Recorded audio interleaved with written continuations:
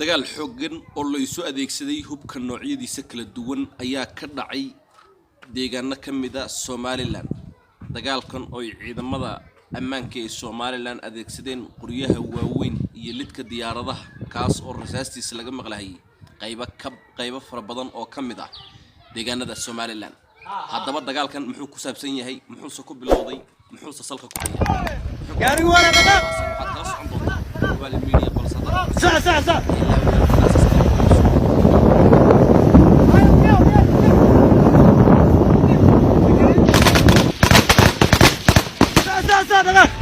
Stop! No!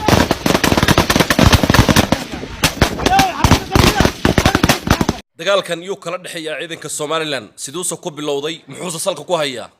waa maxay sababka la soo adeegsaday waxa halkaas inaga soo warrami doona wariyaheena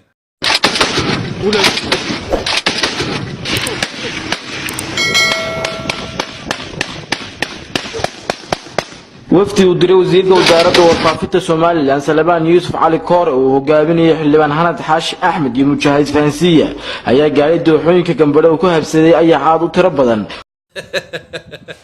وهذا وحلا هاي دجالكي وحاسه هو اللي سكوا دكسل هي جلد اللي هي حبض سعود عيسي أو وحبل يسور ريبانين أم بمذيبة إن ما أنت إبر اللي يسكون نقضي وحامل إصلاحه مش مطلوب الرقبة إن وما يا براي مش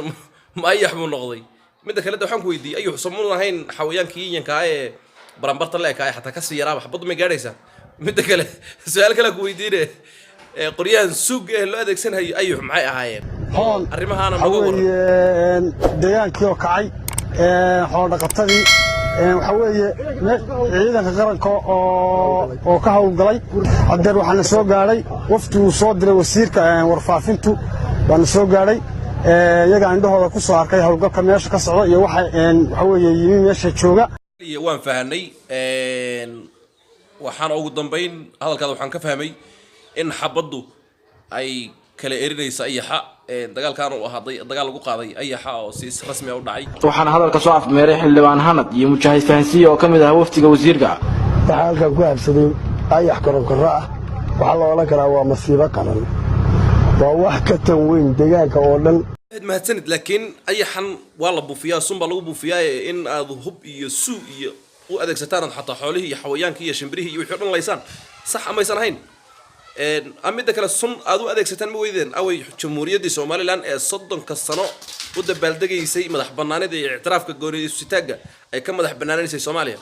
maanta waxay tabartu idin biday inaad suuq iyo madaafiic ku garaacdaan ayax yararka ah ee sheeg la eg baranbarta waxaanu aad baa u diranaa xukuumadda madaxweynaha golayaasha qaranka kulli waxaanu leenahay waxay u baahan yihiin masiibo qaran inaan loo kala hadin wasiirka beeraha gaar ahaan wasiirka deegaanka iyo durjoogta shukri baandare waan halka ka salaamano waxaanu aad iyo aad ugu hanweynahay in arrintaa haddii la isu kaashado la soo dabato mujahidkii wuxuu hadalkiisa ku soo gabagabeeyay waxaan aad ugu hanweynahay haddii arrintaas loo wada istaago in si degdeg lagu soo afjari karo waxaan laftaydu halkan ka raacsanayaa ka hubaal media ahaan in xukuumadda Somaliland ay joojiso madaafiicda iyo hubka ay ku garaacayso dhulka iyo deegaanka